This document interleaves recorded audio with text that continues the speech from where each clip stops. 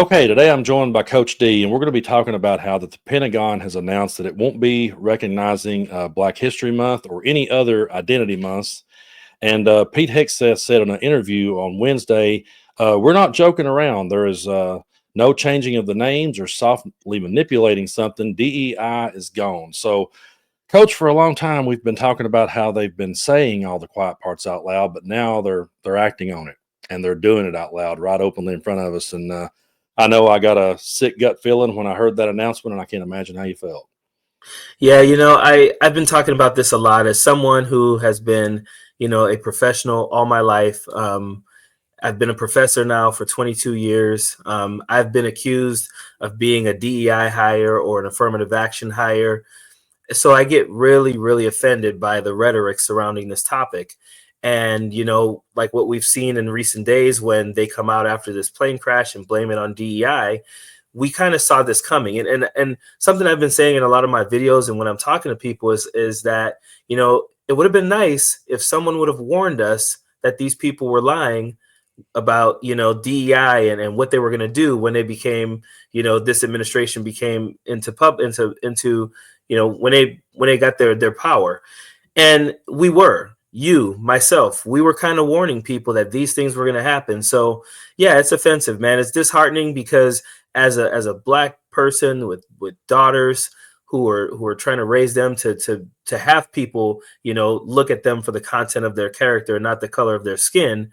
I just see us going backwards, man. And things like this make us go backwards. And this is an administration. These are people who every year to the day, you can go back to Pete Hegseth, you can go back to Donald Trump. Every one of them will quote Martin Luther King Jr. when it's convenient for them.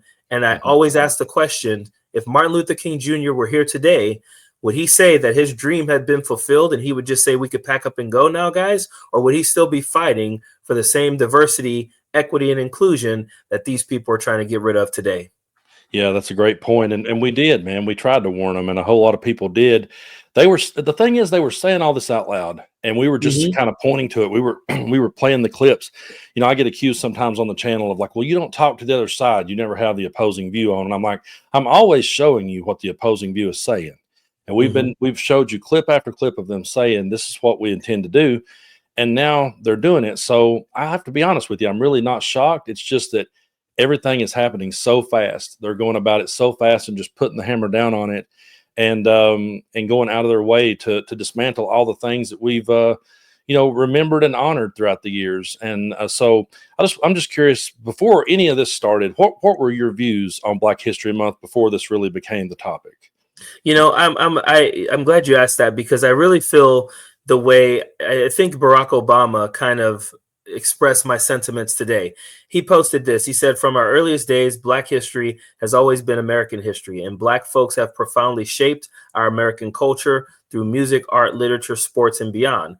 1 month a year is not sufficient to celebrate the power of the movements and the people who fought for the rights we enjoy today. That's something that we have to do each and every day as we strive to live up to their example and make sure our children and grandchildren remember their stories."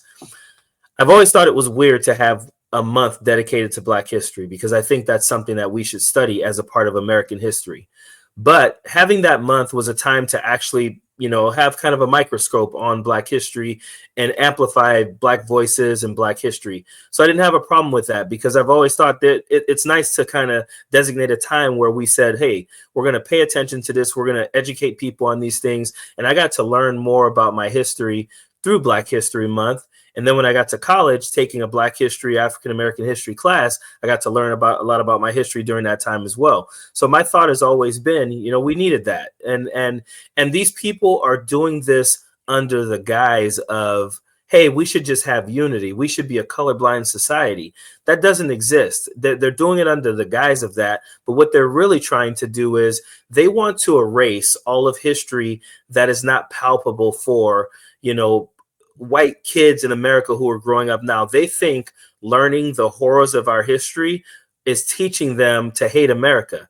It's not. It's teaching them we have a history and we need to strive to never, ever repeat those things. And so I think when we hide those things, there's more of a chance that we're going to repeat those mistakes that we've made, because we have nothing to look to kind of give us a blueprint as to what we need to avoid in making those mistakes again. Yeah, and I can so see people making those mistakes in the future when that gets erased, and when they see, we saw what Elon Musk did. We saw that salute, and then we saw him go out to German groups and tell them to not be ashamed of their past, or not be ashamed of where they came from. And so it looks to me like they can spin it all day long that they're trying to just have unity. But what they're doing is they're empowering these the hate groups are celebrating today. They're celebrating. They're rubbing it in people's faces, and you never hear the Pete Hegseths of the world come out and call those people out. You never hear the Elon Musks of the world call those people out. Instead, they use a Nazi salute to troll us, or that's what they'll say anyway. They'll, oh, we're just trolling. And I'm like, if you would use something like that to troll, it really kind of tells us what type of person you truly are. Yeah, and I would implore my viewers and your viewers to pay attention to something. And I'm always saying this. If a black person is at the head of something and something goes wrong, they always call them a DEI hire. Mm-hmm. If they find out it's a white person, or it is a white person that's at the head of something and something goes wrong, they just pivot to incompetence. Jessica Tarloff talked about that on The Five recently. Every single time, though, if it's a woman, a gay person, or a black person, it's DEI. That is bigotry. That's what you call bigotry. The same people who hate Gavin Newsom have never, not one time, called him a DEI governor. Great point. But if he were black, they would call him a DEI governor. And if you want a good comparison, the mayor of Los Angeles is black. They call her a DEI mayor when they're basically saying her and Gavin Newsom made the same exact mistakes. So when you're trying to argue that this isn't hate, racism, and bigotry, that's a lie. It's obvious. If the only time you ever use the term DEI when you're talking about anyone, and it's a black person or a woman or a gay person, that is because of racism. Even when you don't even take in consideration their qualifications. When someone calls Ketanji Brown Jackson a DEI, when someone calls, Kamala Harris a DEI, when someone calls Michelle Obama a DEI, these are well-accomplished women who are of color, who they're calling that for the only reason that they are women of color. And so that is the disheartening part, because there's a lot of times as a black person in this country that I can get to a point where I start to think things are getting better. There's a lot of times, because my life isn't bad. My daughters are doing well. My family's doing well. There's times where you can kind of get complacent and you start to think things are going well. And then you turn on your television and you see, our administration blaming things on DEI. And then you see them say, we're going to pause any celebrations of Black history, and MLK, the person that they all pretend to love. It just really kicks you in the ass, and makes you think, dang, things aren't what I thought they were. And it really just sets you back. And believe me, my daughters, both college students, very smart people, have been texting me about this for days now as well. It is a concern to them as well. The younger generation is concerned about this. My daughters are concerned, being black women growing up in this country. They're concerned about what this says about them and the direction this country is going in. Yeah, and when I was in Nashville earlier this week, I ran into a black man, and I really wish that we had filmed this conversation, because he just came up, "Hey, you're Tennessee Brando," and we began talking, and he said the same thing you did. He's the first person that actually said to me, "Hey, I heard they're getting rid of Black History Month," and I said, "I've not heard that, but I'm not surprised." And he said the same thing you did about how he pretty much almost word for word about how he felt like that, it was needed, but he also felt like that it was, part of it was part of all of American history and should be taught right alongside it. But as he was sitting there telling me that, he said the same things. It was, this is just a slap in the face to us, and it is. And really, when you think back on it, they've paved the way for this for so long. Before this, their catchphrase was CRT. Everything was CRT. That's where they went now. Now they're on the kick of DEI, and now they're just coming right out and saying we're not going to celebrate those things. And it really sickens me that they try to do it under the guise of unity. When you got these people that, like you said, they go out there, they never call Gavin Newsom that. I've never heard them call Hillary Clinton that, but Kamala Harris was that. So it's never been more blatant to me. And I think back on all the videos that I watched you do and that I've done myself and other contributors out there that I've sat and watched, and we talked about how that that Trump said he wanted to be dictator on day one. And I used to think to myself, I used to say, you know what, if I tell them this guy's wanting to be a dictator, and they understand the seriousness of what that would be on our country, then surely that should open their eyes. But after I see stuff like this, I start to say, they wanted that dictator because they wanted someone that would take away, everything they disagreed with. They wanted that person to take away all these things, and they're cheering it on. So I don't know now, looking back in hindsight, if telling people in MAGA that, hey, this guy wants to control everything, this guy wants to be the dictator, I don't know that really sunk in with them, because they're celebrating things like this today.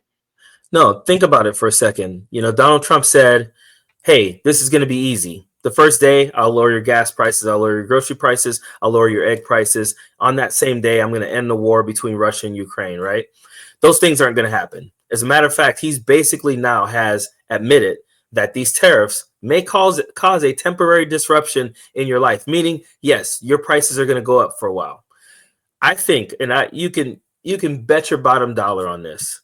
Fox News, OAN, Newsmax, all of these right-wing news organizations are going to start to try and convince these sheep that it is patriotic to pay higher prices.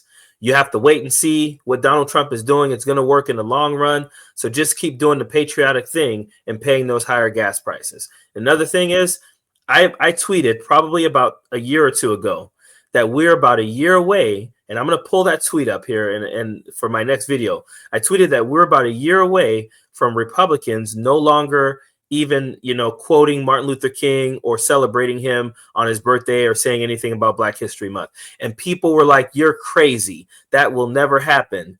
It's here faster than I thought it was going to be here. It's here already. Like, the things that we said would probably happen are all happening. And you're right. I think that they will start to make excuses for this. If you're out there and you actually believe that one MAGA is ever going to come out and say they were wrong, you're wrong. And when I say one, I mean, there may be a couple, but as a whole, they're going to vote for the same party, the same people over and over again, even though they know they've been screwed and bamboozled throughout this whole thing. So yeah, you're right. They wanted a dictator. They want their lives to be controlled by this man and his family. And I still don't get it. Yeah. One of the things we were talking about right before we came on was how that the news is happening so fast. There's so much information. It's like just information overload, and it's really hard sometimes to sit down and pick out what I'm even going to talk about that day. But one thing I always say, I've been saying here, and it just sort of happened kind of gradually. I caught myself saying almost at the end of every video for everyone to just, stay focused and take care of themselves and take care of their mental health. So to everyone out there today that's struggling and trying to figure out how to get through this information overload, what do you have to say to those people? Man, it's funny that you say that, because I did a video earlier today. I didn't talk about this. I talked about this in it, but I haven't posted it yet. But I said, you know what? Like, lean on your family, lean on your friends, try to do some things differently. As a content creator, I know this is crazy coming from my mouth, but unplug sometimes. You got to just take a break from this stuff. I know if I know you the way I think I do, I think you've been going through the same thing in the last couple of days that I have, where you're just like, I can't believe this is happening. Sometimes I want to unplug. Sometimes I just want to say, you know what? I just can't do this anymore. I can't keep going to the news and seeing the horrors of what these people are doing. And so I think, as someone who's in this for the betterment of the people, I'm going to stay in it.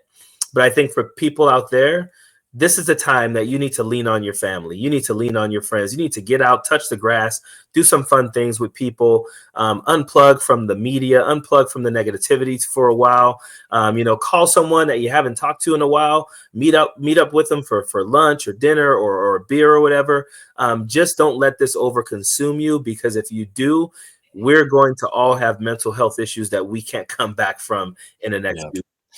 I really appreciate you saying that, because, people like us will get accused by the trolls of just doing it for clicks. We're just doing it to get people to click on it. And, we've been fortunate to get a lot of clicks and build a following and build a platform. And I'm very grateful for it. But I tell people all the time, if you need to take a pause, and because I have friends sometimes reach out and they'll say, I haven't, I'm sorry, Brando, but I ain't watched a couple of videos. And I'm like, listen, it's perfectly okay. You're not offending me at all. Take the time you need to take care of yourself, unplug. And we can always help each other out, man. If you ever need me to come on and do a video for you, so you need to take a day off, and you've done that for me, we'll do it, and we'll help each other out, and we'll be here. And because I really feel like, man, we're on the right side of history, and I always appreciate hearing your perspective on things. And so we'll just keep on putting in the work and moving forward. Absolutely, man. I appreciate you saying that, because there might be a time I reach out to you and say, "Hey, man, if you can throw up a video for me, man, that'd be nice," or something, because yeah, Be there's glad to. days. I was telling my wife, I was like, man, it's information overload right now. There are times when I'm lying down in bed, I'm looking through stuff, and something catches my eye, and it immediately motivates me to get up and make a video, because it's like, oh, I need to talk about this. Lately, it's been motivating me to just I want to make sure I get the content out there and inform people and everything, but it hasn't really bit me to like jump up and just, sometimes I want to turn this camera on and I want to be enthused about what I'm saying. But, in these last 11 days, there hasn't been anything enthusiastic. It's just been, it's just been hate after bigotry, after racism, after all these things over and over again. And it is disheartening, but man, that's why, I think we talked and I said, I'm going to take some time with my family today and do some things and everything, go see my daughter out in college and stuff. And so, just enjoy myself. And that's what I really urge everyone else to do. Absolutely, man. I hope you have a great day with your family, and thank you so much for coming on. Thank you. I appreciate you having me, man.